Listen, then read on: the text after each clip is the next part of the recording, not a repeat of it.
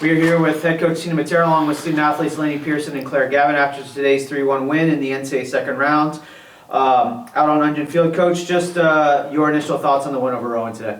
I'm just really proud that we didn't go into overtime. I think that Rowan's an amazing team. They are so strong, so physical, and we knew that coming in. We knew it was going to be a great game, and I'm really proud that the team rose to the occasion, and then we were able to finish on our shots in regulation.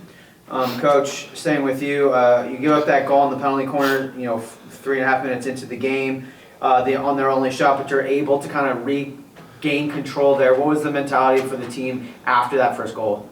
I love this team because we don't get frazzled. I think we're like, okay, we're down a goal, we got to go score. It doesn't get in their heads. They know they can bounce back. We're very resilient. So I wasn't worried about it at all. And it was so early that I was like, we've got plenty of time and we need to settle in and get going.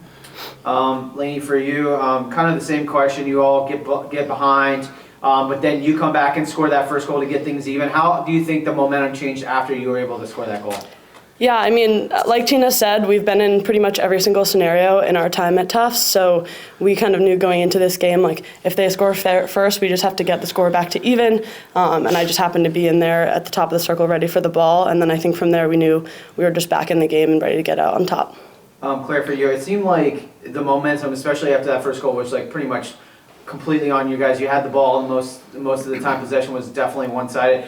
Did you feel that out on the field? Did you feel like the goals were just going to be kind of coming for you all, or is it just, what was the feeling like for you all? I felt like we had a lot of great shots, and that if we were down in the circle, someone was going to get one. So I think that when we're creating those opportunities, we know it's going to come. No one knows who's going to score or what the goal is going to be, but we're just confident that if we keep peppering them and we're low, that we're going to get a goal in. So third quarter, you got 3 penalties called against you, and you have to kill off a minute of being down 2 players. What is that mindset? How hard is that going? How hard is killing off those penalties? Like Lainey said, I think we've kind of seen it all. And we practice stuff like that at practice. So really working on delaying, get behind the ball, take your time, taking free hits, and just play very good defense until we can get even again. And like I said, we practice it, so they're used to it, and we've been down before. So nothing's really frazzling us. And then the fourth quarter with Riley McClelland taking the 5-minute penalty to kill off, you get to play most of that, or a good chunk of that fourth quarter up a player. How does that affect trying to close out a game for most of that fourth quarter with just a 1-goal lead? I think our first thought there was to maintain possession of the ball and really make sure that we're kind of slowing it down, keep the ball with us, keep it with Tufts, and just keep getting shots off if we can. But it was really nice after those few penalties against us to have the momentum going back our way again.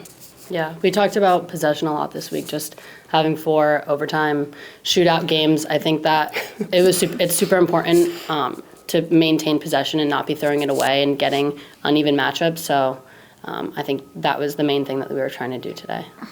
You guys are now into the Elite Eight. You're going to be playing, someone that's familiar to obviously tomorrow, either Bates or Babson. What's the preparation like going into tomorrow? Do you guys go out and watch the game? Do you kind of just chill out? What's the preparation that goes in for both you, the student athletes, but then obviously coach yourself as well?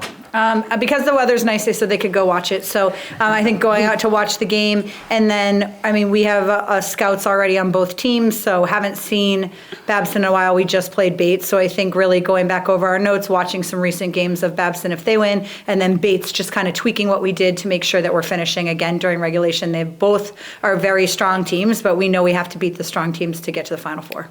Yeah, like we said, we've played both of these teams before, and they're both really, really great teams. So it's going to be a hard game regardless of who we play, but the benefit of that is that we have seen both of these teams, so we know what they're like. And then for us as student athletes, I feel like just getting recovery, drinking fluids, eating, getting our legs up, and just kind of resting as much as we can before the next game is the best thing we can do. Coach, any final thoughts on today's victory? I'm just very proud of the team. I think we could have put it away earlier. I think we had a ton of shots in the first half. Their goalie was outstanding, and I thought she had some really great saves. So kudos to Rowan, and they have a really great team, and it was a great battle. 3-1 victory for Tufts over Rowan today in the NCAA second round to advance to the quarterfinals tomorrow to take on either Bates or Babson at 1 p.m. Claire, Lainey, and Coach, thanks so much for your time. Thank you.